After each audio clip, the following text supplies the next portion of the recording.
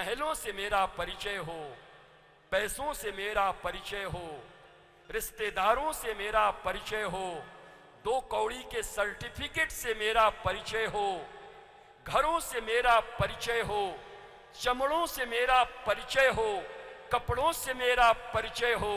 ये परिचय तो कपड़ों का है, चमड़ों का है, दमड़ों का है, लफड़ों का है, मकानों का है। तुम क्या भिखारी हो? तुम्हारा कोई परिचय नहीं है। तुम्हारा परिचय क्या है? The beginning of real spiritualism is who am I and why I am here and what I am doing. Nothing else. वास्तविक स्पिरिचुअलिज्म, आध्यात्म की परिभाषा एक ही है, धर्म की परिभाषा। मेरी मां नागपुर वाली, श्यामनगर वाली, माफ करना, अभी 4 दिन बचे हैं। कल भगवान का जन्म भी है, अवतार भी है। मैं बचे हुए दिन में कोशिश तो कर रहा हूं कि वही सुनाऊं जो आपके दिल को लगे, आपके दिल में बैठ जाए। पर क्या करूं, बोलने की ऐसी आदत है कि बोलते बोलते याद ही नहीं रहता कि श्यामनगर में बैठा हूं कि लंदन में बैठा हूं, पता ही नहीं चलता। तो भूल जाता हूं कि फिर मुझे एक बात ऐसा लगता है कि जब कालिदास, जो इतने गलत संस्कृत बोलते थे, उनको भाषा भी नहीं आती थी, और काली माँ की ऐसी कृपा हो गई कि उन्होंने पल भर में संस्कृत के विद्वान बनकर के बड़े बड़े किताबों का और धर्म ग्रंथों का रचना कर दिया। हमारे आपके ही महाराष्ट्र में भगवान ज्ञान देव ने एक भैंसा को छू दिया और भैंसे ने वेद की स्तुति प्रारंभ कर दी, वेद की ऋचा प्रारंभ कर दी। तो मुझे भी ऐसा लगता है नागपुर के श्यामनगर में बैठी हमारी सारी माताएं राधा रानी की सहेलियां हैं, उनको भी सब समझ में आता है, भगवान की हर बातें उनको समझ में आती। ऐसी कौन सी बात है जो जननी को समझ में ना आए? जननी सब समझती है।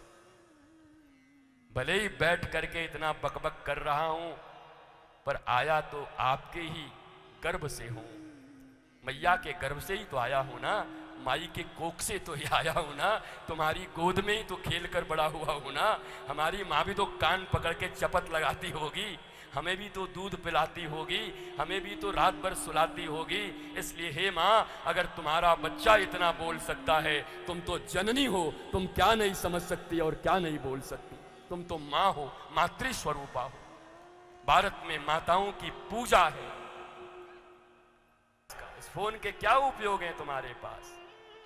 50 मंथराओं के साथ दोस्ती करके बैठे हो, 25 के बार बार व्हाट्सएप मैसेज आते हैं, अब 12 के फोन आते हैं। अरे एक मंथरा तो राम राज्य को बिगाड़ दी, दशरथ को मार दी, भगवान भगाए दी, और भरत जैसे साधु को गड्ढे में रहने के लिए 14 साल मजबूर कर दी। बर्बाद गुलिस्ता करने को बस एक ही मंथरा काफी है,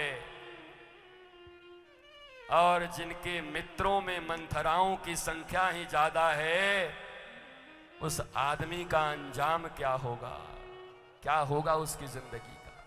मंथरा का अर्थ जिसकी बुद्धि थिर नहीं है, जिसका मन थिर नहीं है, या एक अर्थ और, जिसका विवेक मंथर है। मंथर मंद बुद्धि है, जो मंद बुद्धि।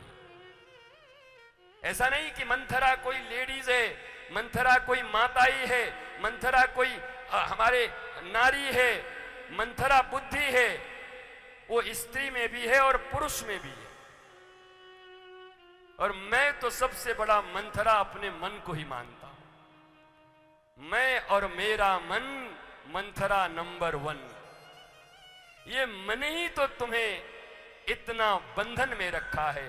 मन एव मनुष्यानाम कारणम बंध मोक्ष एव। मन ही मनुष्य के बंधन का भी कारण है, और मन ही मनुष्य के स्वतंत्रता की भी कारण है। मन अगर जगत में चला गया तो बंधन हो गया, मन अगर मनमोहन को चला गया तो जीवन में स्वतंत्रता आ गई, जीवन में आनंद आ गया।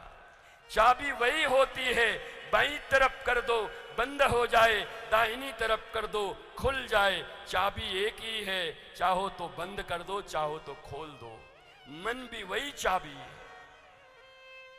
इसलिए बाह्य जगत के आकर्षण में मत रहो, मेरी तरह रहो। पहने अच्छे अच्छे कपड़े, मिले तो पहनने में भूल मत करना, जानबूझ करके फटा कपड़ा पहन के मत आना कि हम तो बाबा जी हैं फटा कपड़ा पहनेंगे। जरूरत क्या है, अच्छे कपड़े मिल रहे हैं तो खूब ताऊ से पहनो। कभी तो रहते महला बीचा और कभी रहते यमुना तीरा जी। हाँ, मौज ऐसी हो कि महल में रहने को मिले तो वहां भी मस्ती, और सड़क पे रहने को मिले तो वहां भी मस्ती। अपनी मस्ती में कोई कमी नहीं होनी चाहिए।